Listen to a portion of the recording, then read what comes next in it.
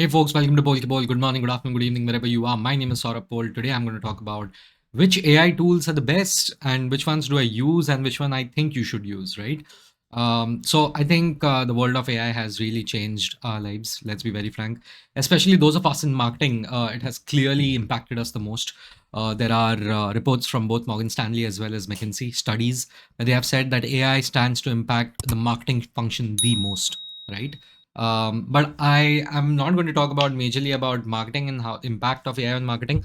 That's another video. But what I'm definitely going to talk about is in my day-to-day life also I use AI a lot, right? And what are the pros and cons of the top 3 4 AI tools? Which ones I use? Which one you should use in what circumstance? Which is free? Which is paid? Which is worth it? Which is not? I'll try and give basically an overview of these, right? So let's start with the one which really started it all. I think it was October 2022 when ChatGPT 3.5 or 3.0 was launched. And I when it started out, I think they rolled back a few features for like quite a long time. The internet access, live internet access for ChatGPT was not there. For quite some time, their data was only live until say like until 2021. I think March 2021 or something of that sort, or March 2022. Basically the data they were working on, the model that they had was 6 months prior data. Today that is not the case. Today even the free version of ChatGPT has internet access attached to it. I started using Gemini, which is Google Gemini, because it was called Google Bard initially, then it became Google Gemini, which is Google's AI assistant. Basically I started using that because ChatGPT did not have internet access, right? And I was like, yeah, Google hai, Google se hi sab ho jata hai. Anyway, all of this was supposed to be started off by Google when they acquired, Google DeepMind. But they they kind of got beaten to the punch by OpenAI and ChatGPT. So I will say today, as of now, ChatGPT I personally find the easiest to use, right? I think the interface has improved. The internet connection really helps. The answers that you get are much smoother, much more accurate, and there is very little censorship. I personally believe Google Gemini was, I think, for 3 to 6 months, I was using it quite a bit. Then I really stopped it purely because I felt like their models, Gemini, every time I got onto it, it was very sanitized. It was very politically correct. You cannot ask it anything about politics or anything like current affairs or something. It will be like, oh, I'm trained, I can't answer this right now. तो मतलब, तो मत कर answer, तो मैं क्यों use करूँ तेरे को? So why the hell should I use you? So and ChatGPT also was kind of like, hey, listen, I can't, I can't really help you with this, controversial question. If you ask something about Modi, Trump, Biden or anything, anything related to say Israel, Palestine, even, yeah, like just your thoughts, right? Hey, AI, let me know your thoughts. Oh, I can't give you those answers and blah blah blah. Yeah, like यार ये तो diplomatic भी नहीं बन रहा है, ये तो बस बोल रहा है मैं ये बॉल नहीं खेलूंगा, राहुल द्रविड़ बन रहा है. यार ये इसमें मजा नहीं है ना. That's my thing. So I felt कि okay, ये कमी रह गई थी उसमें, correct? I think for the longest time you could not attach PDFs or something to these models. But now if you see ChatGPT, you can actually, even the free, I'm talking about all free versions, paisa wala nahi. I use like paid versions also in a separate context, but I'll not talk about that. In the unpaid version, free version, which anyone can use with a simple Google account, is basically, I would say ChatGPT clears everyone. I think it's fantastic. Even for image generation, I feel ChatGPT is much closer compared to Gemini. I think in terms of analysis, in terms of copywriting, straight up new ideas, brainstorming, I think ChatGPT is so much faster, so much better. That's what I personally feel. And I wouldn't have said that even 6 months ago, right? But in the last 6 months, they have won me over. Gemini, I think, has a long way to go in terms of coming back. I think it's too politically correct. I think even if it's fast, you need to prompt it 2 3 times to achieve the answer you want. With ChatGPT, 2 prompts and you kind of get a refined version of what exactly you started off with in your mind, right? And okay, like Gemini has that direct integration, like one click of a button that directly takes, like if you want something in a table format, it will get that and it will import it directly to your Google Sheets. So I personally feel that is good. That ecosystem is great. But where Gemini can really win, because from what I can see, but they haven't made it live yet, is the video making capabilities, right? I personally do not feel that AI image generators, they will be a part of the overall image generation in whatever context you're going to use. I don't think they will be the be all and end all, right? Like, but I'll come to the third option and why this is changing. Every time you ask ChatGPT to come up with a logo or Gemini to come with an image, they're very cartoonish, they're very childish, they're not there yet, right? So I don't take them seriously as of now. But if you want like data, you want analysis, you want brainstorming, these guys are awesome, and ChatGPT is better than Gemini. But if you want to create videos, right, stock footage images, and you just want to create something, create an ad for that matter. If you want to just create a 2 minute short film, a 4 minute short film, in the future, in the near future, here's my prediction: 1 year down the line, you will be able to do it, right? Because OpenAI launched Sora, which is just like ChatGPT, a product of OpenAI. It's a prompt-based AI prompt-based video generation tool, right? But it is only in the paid version right now, and even within the paid version, like it's not completely out there in terms of like you have a limited number of prompts that are available.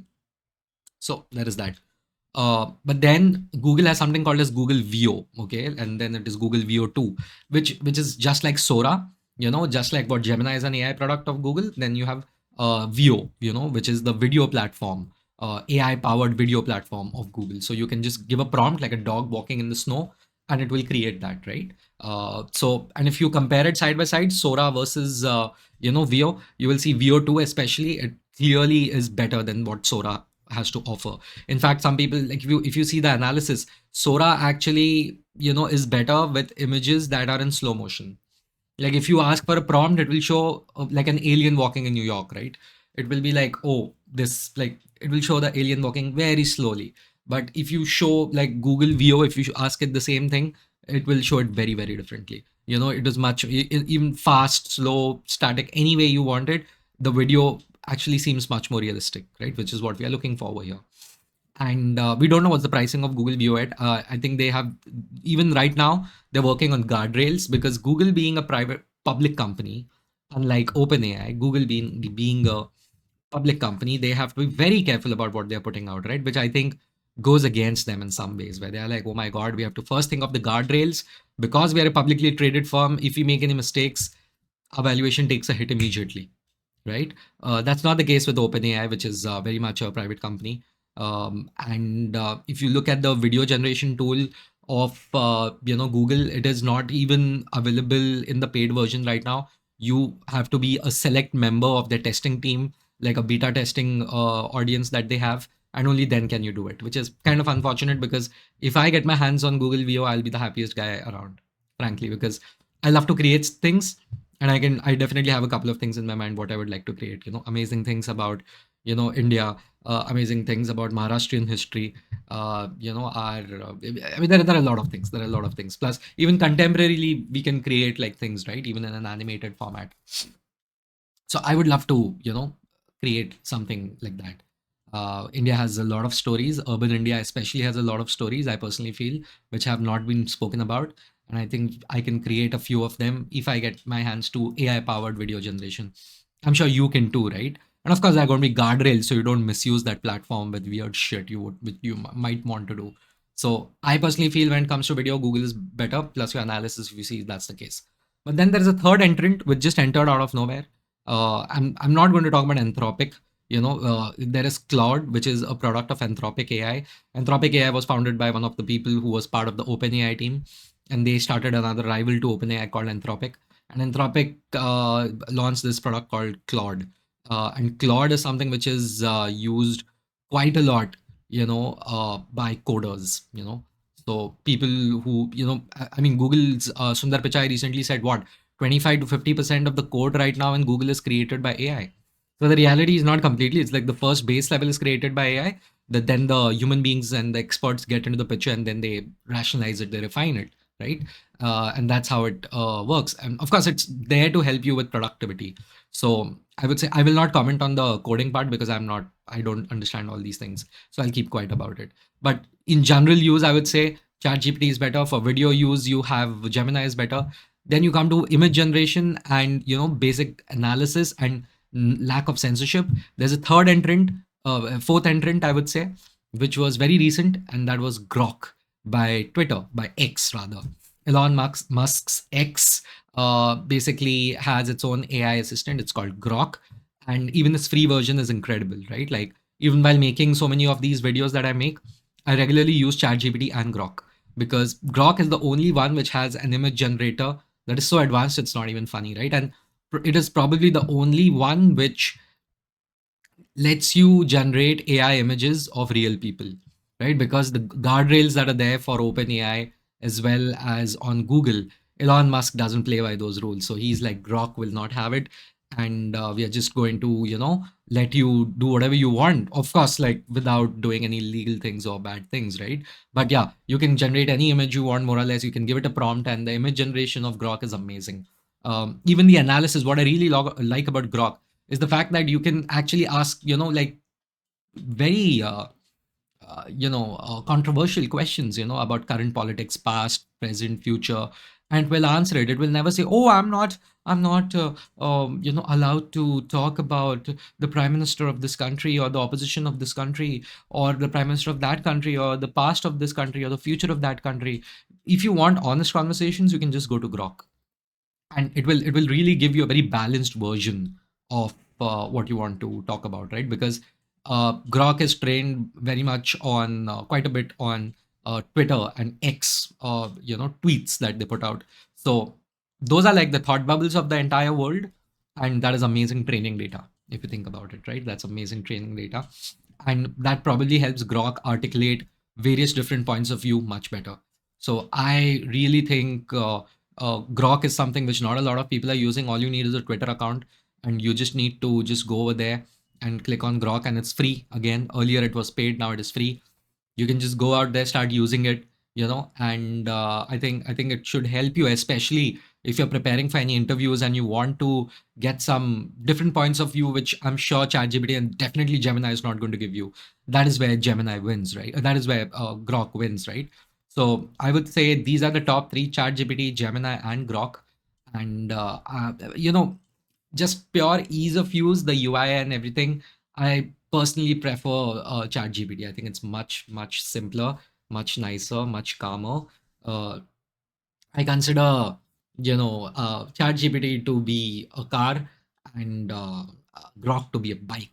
It's much more maneuverable and it is a lot more fun. But if you really want to go for the long term, I think ChatGPT is much better, right? So in a car sort of way. So let me know what you think about AI tools that you use in everyday life. I mean, I use it from anything and everything, man. Like, I have stopped using Google search because more or less, like, if I would have had 10, 15 Google searches in the past per day, it's gone down to one or two Google searches per day, right? It is, and that too only because you can't search for these things on these AI platforms, like florist near me, like sports shop near me. Google Maps and Google are much better at it. So I am hugely disappointed in Google search. I think it's one of the biggest failures of all time. The fact that they had such a huge lead, one of the greatest products ever built, and suddenly it was just laid to waste. I mean, it's unusable. You just put something out there, it will just never answer. Then you are thopifying the Gemini ka answer first, and then you have to scroll down, and then there are those sponsored ads, and then of course ads are sponsored links, and then you have organic links, and I'm like, bhai, usme bhi wo SEO optimized hai. So if you really want something, you ultimately have to go to Reddit. Then why should I bloody go to Google? Might as well go Google search mein jao, likho site equals to reddit.com or things like that, so that you get only those, search links. So I mean, it's embarrassing at this point.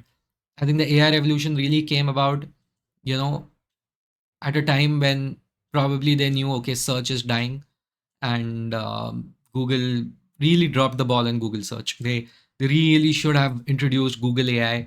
They should have just done it. And I don't know why they're calling it Gemini and all of that. They could have just called it Google AI, and we would have been like, oh yeah, of course it's Google. The brand equity of Google is incredible. They should have just called it Google AI. I have no clue why they did that. With Google Maps, it's like with Maps, it's Google Maps. Now they'll be like, oh no, no, no, it's Maps. Like, shut up, man. No one calls it Maps. Everyone calls it Google Maps, right? Gmail, we know it's about that. Don't give me that Gemini. No, it's Google. It's, you should have just called it Google AI. But that's just me. But that's not important, right? I think if it is less censorious, I think Gemini can also work. Frankly, Gemini, what's the funniest part? Even after I say all this, if I have to pay for any AI tool as of now from my own pocket, I would go for Gemini. Tell me why. It's simply because Gemini, if you pay in India at least 20, as of now, 2,500 rupees per month, you get Gemini, full, which is the paid version of Gemini, full version of Gemini. You with the latest models, you get like 100 GB worth of Google Drive space, and a couple of other things is what you get, right? So that's like 100 GB of space, which is that Google One subscription that they talk about. That's incredible, and that's very much needed, right? Like यार video जगह रखने का जगह नहीं है मेरे पास. I don't know. I think I'll have to buy it very soon because I just don't have space. Either I buy that or I buy a hard disk or something. Let's see how it works out. But yeah, this was Polkeball on AI tools and which ones I prefer.